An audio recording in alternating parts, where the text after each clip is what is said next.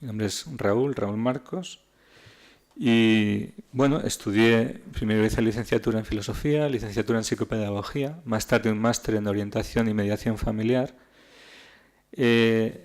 Al acabar las licenciaturas estaba preparando oposiciones y en ese momento surgió la posibilidad de ir a Mozambique.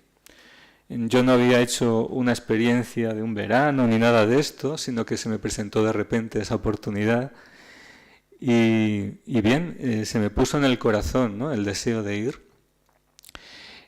Hubo en la comunidad cristiana a la que pertenezco 2 parejas de jóvenes, novios, que se casaron y fueron a Mozambique, ellos 4, y mi corazón se iba detrás de ellos. Yo me sentía también atraído, pero no llegó el momento en ese instante, hasta que unos meses más tarde, cuando ya estaba más preocupado con el futuro aquí, instalarme, etcétera, las oposiciones y todo, alguien me lo cuestiona, ¿no?, y me lo plantea. Y entonces yo me pregunto, pues ahora, si me lo preguntan hace unos meses, mi corazón se me iba para allá, pero ahora, y me costaba, pero entendí en fe que sí, que el Señor me llamaba a ir también a Mozambique.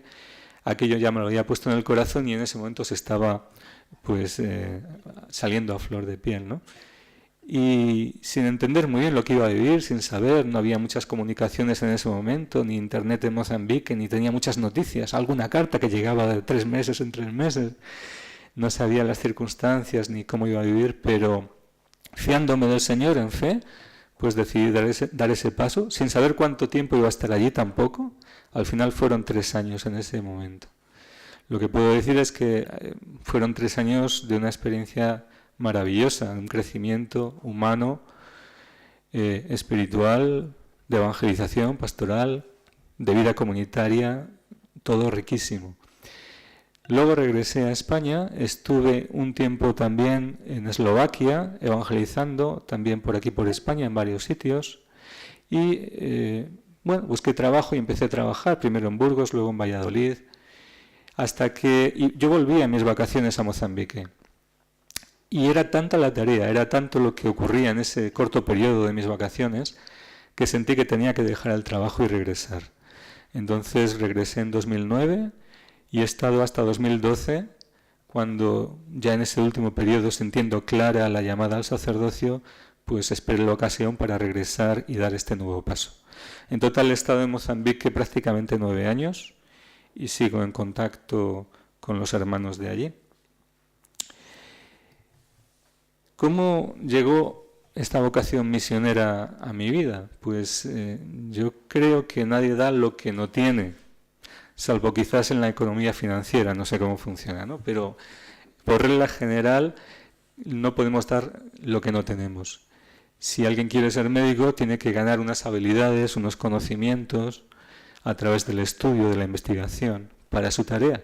Para ser misionero, ¿cómo se adquiere, no?, esas habilidades o lo que se requiera para ser misionero?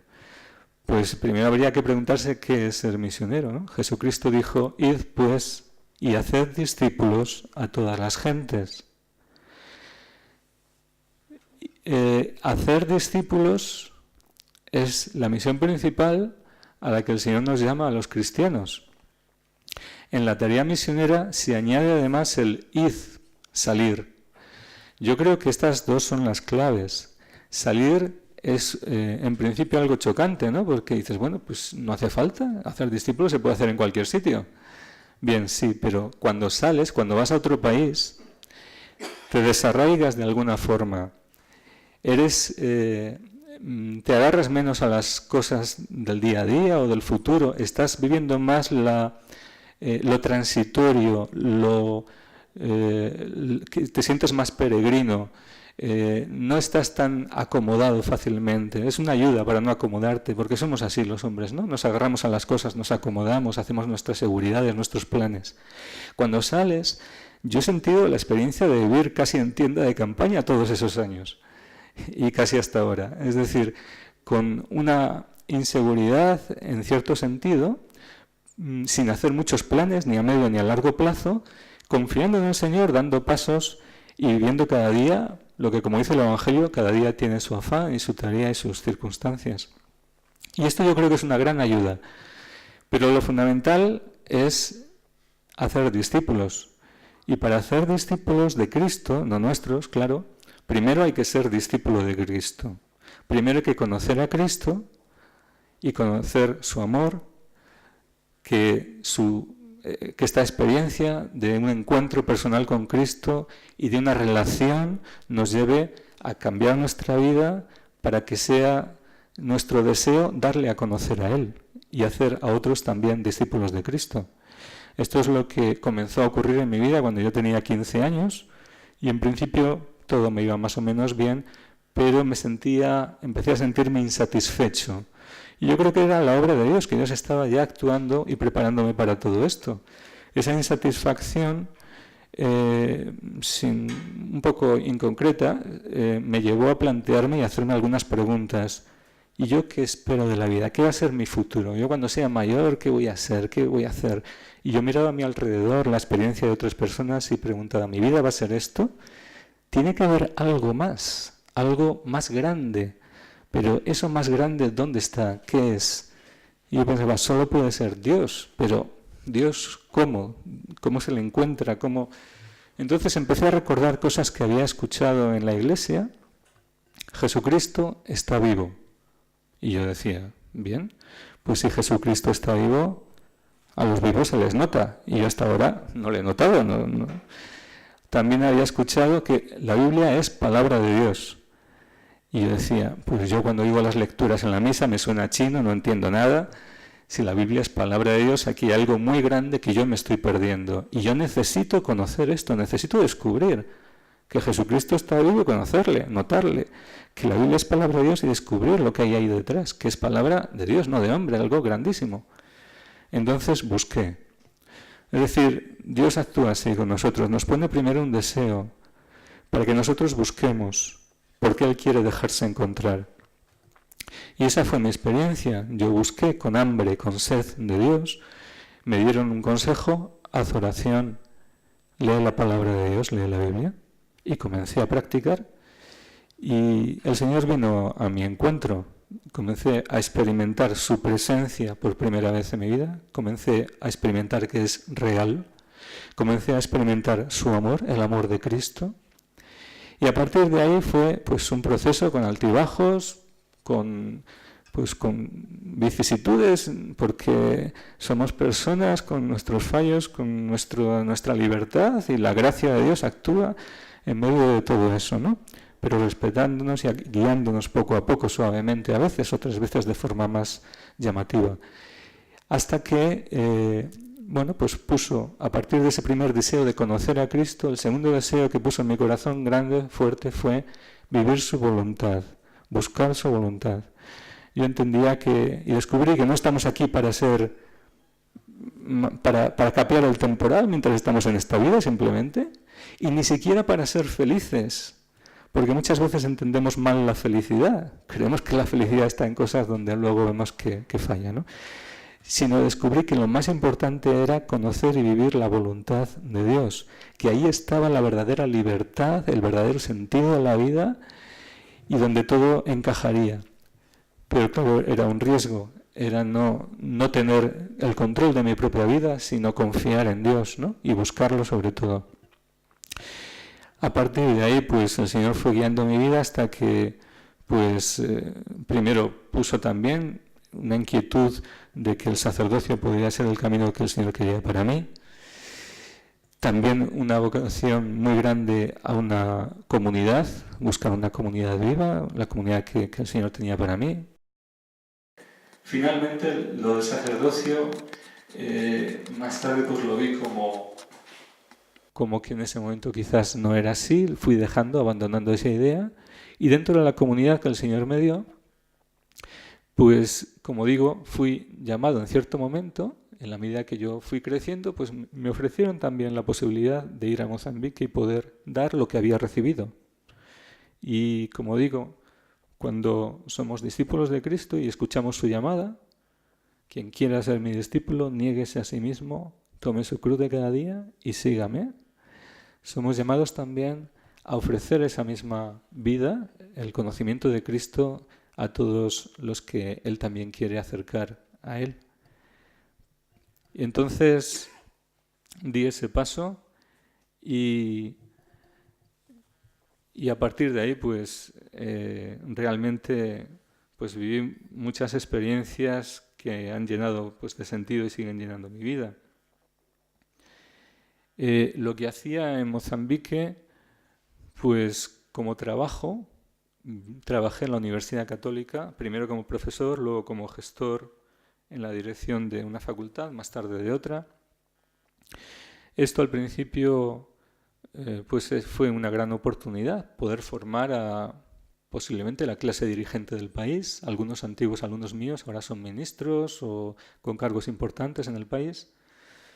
Sin embargo, la sed, el deseo que había en mi corazón de compartir al Señor, de evangelizar directamente, era lo que había motivado mi ida a Mozambique y lo que más pues llenaba mi vida. Entonces, el trabajo era importante, pero todo el tiempo que podía, y podíamos como comunidad, los que estábamos allí juntos, pues lo dedicábamos a todo lo que podíamos hacer para anunciar el nombre de Cristo y compartir su vida y su amor.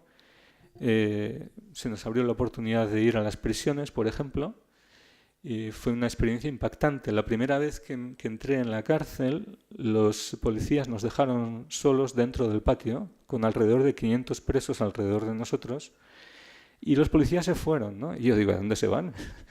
Digo, ¿qué va a pasar aquí? Sin embargo, me asombró cómo nos acogieron los presos, como verdaderos enviados de Dios. Y cada vez que íbamos los sábados era algo asombroso, cómo nos esperaban, cómo nos recibían. Es cierto que era una de las pocas ocasiones que tenían de salir al patio de la cárcel, estaban en una celda común, hacinados, no podían dormir todos a la vez porque no había sitio en el suelo para hacerlo todos a la vez, tenían que estar algunos de pie por turnos. Pero en medio de esas condiciones, cada vez que llegábamos era para ellos algo muy especial, ¿no? Como digo. Y fueron multiplicándose las ocasiones. También desde el obispo nos solicitó para varias tareas. Una fue colaborar en la radio a través de unos programas de evangelización en la emisora local, cuando prácticamente nadie tenía televisión y había 2 o 3 emisoras de radio. Y claro, yo fui a la radio pensando en la radio aquí, que es otra cosa, ¿no? Y cuando llego después, al día siguiente, a clase con mis alumnos, y casi todos me habían escuchado, ¿no? Yo no había hecho publicidad, casi todos me habían escuchado, ¿no? Y digo, bueno, se ve que esto sí que lo sigue la gente. Por ejemplo, pues llevábamos grupos con jóvenes, grupos con matrimonios, la pastoral universitaria, trabajábamos pues todo lo que podíamos, ¿no? Para compartir el amor de Dios y llevar a la gente a al conocimiento de Cristo que pueda cambiar sus vidas. Realmente el contexto es diferente a España. Es decir, hubo situaciones de incomodidades o de peligros, de enfermedades, de cualquier cosa, pero el Señor también me protegió.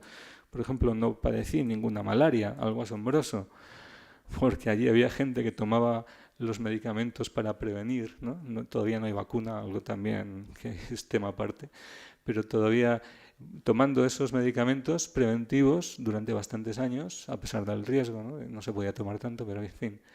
Luego lo abandoné poco a poco, pero había gente que hacía esa medicación y aún así cogían cada mes una malaria. Es una enfermedad que si llega al cerebro el parásito puede ser mortal, ¿no? Y bueno, pues el Señor me protegió de de otros peligros, pero viví todas esas circunstancias, o como cuando iba a la cárcel, con presos que podían tener, y tenían de hecho tuberculosis, sarna y cualquier tipo de enfermedades. Pues llegaba después a casa con todo el deseo de que hubiese agua en ese momento, porque había unas 6 horas de agua al día, para poder lavar toda la ropa, ducharme a conciencia, etcétera, ¿no? Coincidía que los sábados por la mañana, cuando volvíamos, casi nunca había agua.